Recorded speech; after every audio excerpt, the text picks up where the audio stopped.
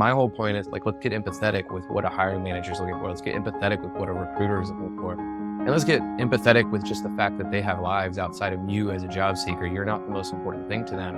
And once you start realizing those things and you detach yourself a little bit from this process, which can be very discouraging, you can keep a more level head, you can be a little bit more optimistic, and you can kind of create your own job, or you can create your own opportunities, which is what I saw you doing, right?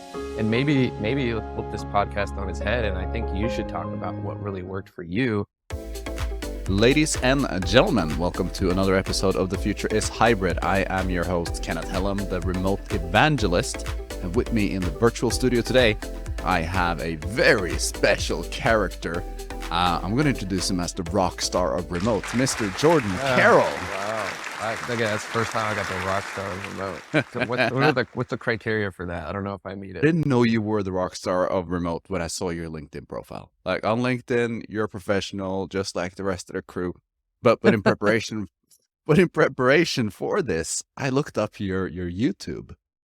And you are a rock star, man. Your YouTube videos are amazing. Oh, I mean, they have you. punch. You're looking really cool in them. You're lighting a set. It's like a whole different persona than the Jordan Carroll that I met on LinkedIn. Interesting. Yeah. We'll wait till you see today's video. I'm dropping one. Yeah, I'm dropping one later today. So that'll be. Makes me curious. Looking forward to check that out. So, for the ones who don't know, Jordan Carroll talks about himself as the remote job coach, and we'll get into that. But one of the reasons I wanted to talk to you is the book that you just released, Remote for Life. And I can see it down in the background on your screen there. Yep. In preparation for this podcast episode, we said I should read a chapter or two. I've already landed my remote job, but you said just read it anyway and see if there's anything that resonates with me we could talk about on the show. I read it, I'd opened it, and I couldn't put it down. Literally one of the best books I've read, all categories, but within the remote category, by far the best piece of writing I've ever been through. Wow, man! Someone finally sees it. I'm like, I know this. Yeah.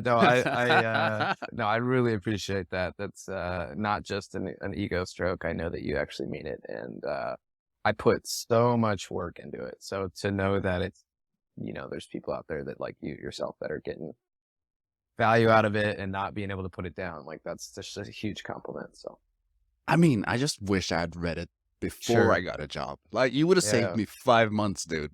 Yeah, but now, going forward, I think you're in such a good position that it won't ever happen again. So I think your process, it happened exactly as it needed to. So tell me a little about it. Tell me what is Remote for Life, other than a collection of bad remote jokes. Yeah. Just an overused analogy, basically.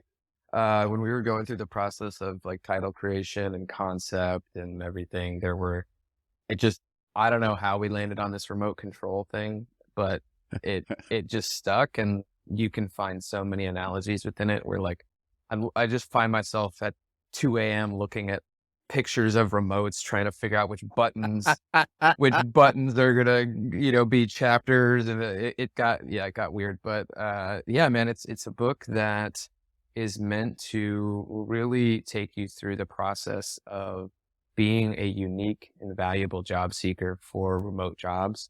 In particular, there's a lot of stuff that obviously applies to people that are looking for non-remote jobs or hybrid jobs. I tried to be more principle minded, because if you get too deep in like technology and everything, with ChatGPT, for instance, like so much has already changed with ChatGPT now that I was thinking about it today. I was like the video that I'm dropping today is about ChatGPT for job seekers. So like, man, like how cool would it have been to include pieces about artificial intelligence in the book? But technology changes over time. I think there are some principles of being a job seeker, or even being a freelancer who can get clients, or, whatever. These are like timeless things, like being valuable, being able to articulate what it is that you want, personal branding, networking, all these different concepts that I find are so important, but are so neglected by job seekers who typically just go to a job board and hold out their hands and say, what do the job board gods have for me today? And so I just try to flip it on its head. And my way of thinking of it is, start with your ideal lifestyle, start with the things that you want in your life, and then find the companies that will give you that without you having to negotiate it, and then Yeah. become part of their ecosystem and find the easy way in rather than find the easiest way to apply to hundreds of jobs. Find the easiest way for for one company to hire you.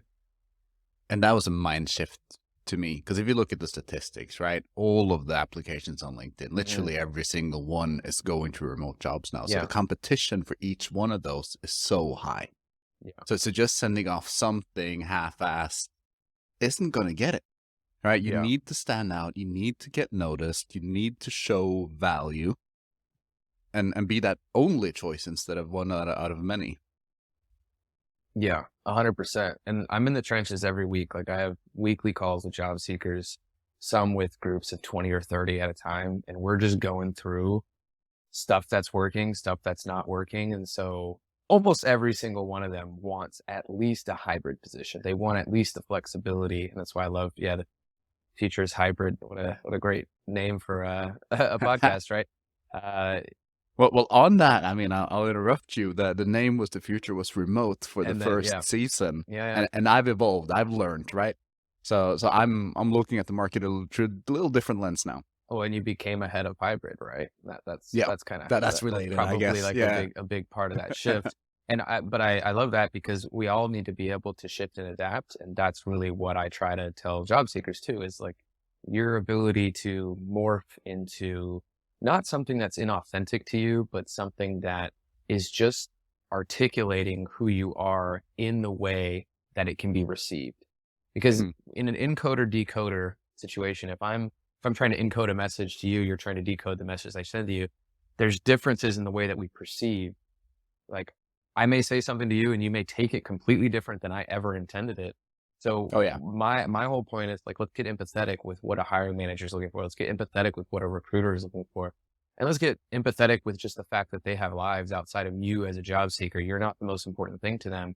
And once you start realizing those things and you detach yourself a little bit from this process, which can be very discouraging, you can keep a more level head. You can be a little bit more optimistic, and you can kind of create your own job or you can create your own opportunities, which is what I saw you doing, right?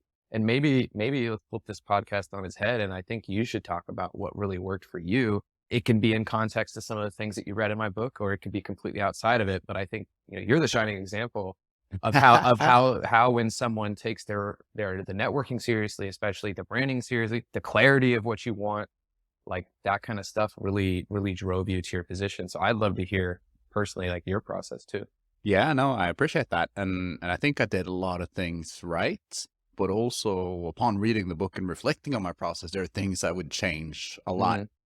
So for the ones who don't know, my process started with me feeling pretty lost, not knowing what I wanted to do next time I grew up. And I've grown up a couple Yeah. of times. I've changed direction a couple of times. But I started with a framework I called Ikigai. Oh It's a yeah. Japanese framework Love it. to find purpose in life, right? Mm. Basically, it looks at what are you passionate about, what are you good at, what does the world need, or what are problems you want to solve or contribute to, and what can you get paid for? When all of those overlap, that's your purpose. That's where you should be spending your time. So I started doing that. I took that out to 50 people in my network, and here's my hypothesis. And then I adjusted it, and I shaped it, and I massaged it until I found out, okay, that turns me on. Yeah. And the more and more people I spoke with who said future of work or distributed teams or remote or hybrid, that was the things that really got me going and got me interested. So I said, I'm going to be an expert. I'm going to go down that rabbit hole Mm. and see how I can contribute. That's why I started this podcast. That's why I started producing content for LinkedIn and networking my way through these types of roles. I did a couple of things. I made 2 videos.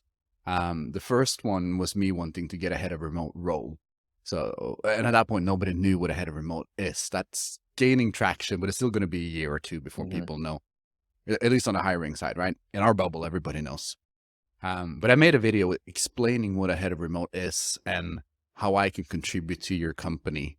And then I said, just hire me. That got a lot of attention, didn't lead to any results, but it increased my confidence, if nothing else. Then I did another one where I said I wanted to work with one of the EORs, so Deal, Omnipresent, Oyster, And I said, let's turn recruitment upside down. Let's have the people who work at these companies spread it internally, get it to the right stakeholders. That got shut down. The HR people basically said, well, you cannot cut line like this. So those companies have gotten a little too big for that approach to work, I believe. But it led to other discussions. It led to discussion with Bellico. I did a month project to show value. And with that, we formed the role that I have today. That's amazing, man. So I see a lot of different individual hypotheses or experiments, whatever you want to call them, that like really as a job seeker, you want to be forming these different things, right? So it's like, if I post what it is I want, the hypothesis is maybe someone's going to see it. That might have a stake. But in order to do that, you also put yourself in a really good position from a branding perspective and from a networking perspective by starting a podcast, by reaching out to people, by doing all these things that really helped you in your niche. I also saw another guy do this, Tyler Selhorn. Yeah, I know Tyler well. So both of you, like if you need a model job seeker, both of you fit that. Bam. Yeah, like legitimately. So for whoever is out there listening, go look at Tyler and his brand, look at Kenneth's brand, and just start to dissect what are these people doing that make them completely not only hireable, but desirable, from the sense that a company would be silly, like not to give you a shot. And that's your goal as a job seeker too, is how do you put yourself in a position where you're the easy choice? And how do you put yourself in a position where these conversations are easy for you to access? And for some people, that's kind of scary. So like, you don't need to go all out and start the podcast and start creating these big pieces of content. Start out with one comment on a target. So like, figure out who it is that your target company is, figure out who's creating content at that company, and start with a thoughtful comment. That's like the lowest barrier that I always tell job seekers to start with, because that comment, if it's a thoughtful one, and I have a comment formula, which is basically to compliment them first on the post, like tell them why it is that you like it. The second part is to add your own perspective. So bring something new to the conversation. And then the third part is to ask an open-ended question. So that comment ends up becoming an original piece of content for you. Yeah. It's a micro content. You can use that as the leverage to create your whole other post. You can just use that as an in to the DMs, basically talking about the piece of content that they posted. And think about how that changes the dynamic. Instead of you messaging someone cold, asking for a job. It's like, just imagine if you did 3 to 5 of those a day, where you have all these open lines of communication with people at your target companies. But again, this requires you, even before that, taking a step back, realizing who are these target companies? What is it I'm targeting? How optimized is my profile to what it is that I'm looking for? If someone were from the outside to look at that and say, oh, I know what this person wants, would they be able to say that? Or are you driving confusion? And I think if you look at you as a model, if you look at Tyler as a model, in both cases, take away the podcast, take away some of this other stuff. Even if you did the comment model and went to the DMs, I'm sure you'd still have success. And I know you said that there'd be plenty of things you did differently, which I'd love to hear what you would have done differently. But I think, again, the path that you took was exactly the path that you needed, because now you have these lessons and now you can share these lessons, and ultimately it all worked. So I'm curious, what did you do that you would have done differently? I think the biggest thing, and it was just like an aha moment when I read it in the book, because like I slapped my head. I'm like an idiot. I don't really believe I'm an idiot. I was asking too much for what I wanted. I was out there saying, I want a remote job. I want to work here. I want to do this. I did not spend enough time explaining what value I could bring to the table. That's an interesting balance, because I think there is a place for job seekers to be commanding in what it is that they want. Where that gets muddy is, do you have what it takes to command that? I think you're more on the side where you actually have a little bit more leverage to be able to ask, but especially for job seekers who've never put themselves out there, they don't have the podcast, they don't have the network connections, they don't have these things. That's a really scary thing. So I almost see like a lot of people stray away from even asking for what they want ever. So there's kind of somewhere in the middle where it's like, I've built enough personal brand. I articulate myself well. I'm really clear in what I want, and I'm also asking for it. So like there's that value to ask ratio that it is kind of a, you know, it's a qualitative metric that I see, but I see it in people and I can tell them and I can like help them through that. But to have that awareness of yourself is definitely a skill that you gotta massage. So that's good that But you I mean, recognize it. you get the same LinkedIn messages that I do. I'm sure. Can you Hmm. help me find a remote job? I'm Yeah, looking for yeah. work. And I was like, no, I can't really help you with that. But there's a book I've read, and I always just paste in this. It's like, read that book, create your strategy, and at that Hmm. point, come back to me and tell me what you're looking for, and then I'll help you. Yeah. Yeah. And giving someone the task of doing that, you find out how serious they are too. Yeah. So it's almost like, hey, if you're a job seeker, like take this into thought. How is it that you can be proactive in coming to that conversation? And then the more that you can bring the conversation in as just a friendly conversation, not about the job at all, but you flip it to just like, I'm making friends on the internet. And the more legitimate friends I make on the internet, the more opportunities come my way. If you just believe that, then you come from a place of wanting the friends rather than wanting the job, and then people will want to help you. So it's like it's kind of counterintuitive. It's like, yeah, go into these conversations not asking for the job, but of course, if you look at it the other way around, it's like, do you want people coming up to you asking for a job without having any Even context? knowing Like, who they are, yeah, right? it's like, no, of course I don't want that. So why are you doing it? So it's like, yeah, it's an interesting And dynamic. another one on a similar topic is to give something of value. I think you Hmm. touch upon it. And what I realized, because I was out looking for work for 5 months, and a lot of that was creative time that I needed to take for myself. A lot of that was just looking for work. Had I known it was going to take 5 months, I would have chosen a different strategy. So after 2 or 3 months, I would have gone out to the companies I really wanted to work for and say, hey, I'll come work for free for a month. Yeah, You have no reason not to take me in. And I would spend that month proving my value, showing my value, finding my fit. Didn't work for the first one, I'd go for the next one. yeah, And still within that 5 month period, I would have got to my objective. But you never know that you're not going to have a job for that period. And not everybody can afford to do that. right. But there's smaller versions, I think, of giving something. 100%. So this raises an interesting question where I started this year and I was kind of like confused. I had the book done and I was like, all right, well, what do I do now? I've like for the past couple of years, with hours of most weekdays focused on this creative output, or at least my brain, like energy was going towards the book. Now that's all gone. Like, what do I do now? And I actually reached out to about 5 or 6 different people that I just really admire. I admire who not only their business acumen and what they've built, but then also how they show up in the world as a person with a really successful business. And I just presented to them, hey, like I'm all about mentorship right now. I would love a mentor. Like I'm willing to work for free. Yeah. Like, and to me, there were some boundaries that I wanted to set around that. And obviously I can't be a mentee to 6 people at once, but all of them came back and said yes. So then I was like, all right, well, how do I define what it is that I actually want out of these experiences? And I started with the first one and I literally just went and shadowed him for a day. Like he lives here, so like in Mexico near me. So I just went over to his place and just watched some of the calls. And, this is a guy who's running 10 different businesses and, they're making tens of millions of dollars a year, throughout those businesses. So for me, it was like, wow, like interesting to see the differences of the scale of what he's doing. But then also I was like, okay, this reminds me of like when I was at IBM, it's like the same thing. So you start to like, I think,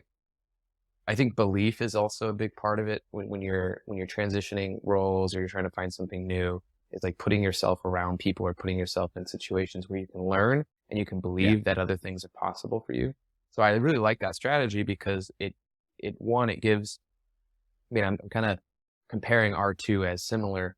But I just think that the idea that you go to someone and you tell them that, hey, I am really looking for this experience and I am willing to work for free, whatever it is, it's like you still have to bring value to that because you just working for free for someone isn't necessarily a benefit to them because there are risks as far as like the security and the information that they're giving you.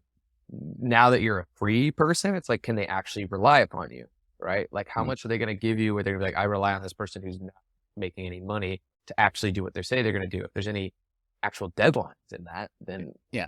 and they have no way to discipline. It's like, it's such a weird thing that you really Just the gotta, overhead of managing yeah, someone, taking the yeah, time to coach and yeah, guide is yeah, also costly, right? yeah. So I'm curious how did you frame that in I a way that didn't. was I, valuable? I didn't. I didn't have to do it. Why But do you think that? Why do you think that is? because I thought I was going to have success earlier. The strategy didn't hit me until after I realized it took way longer than I wanted it to. Yeah. So had I had that strategy on the table going in, I think I would have done it quicker. Interesting.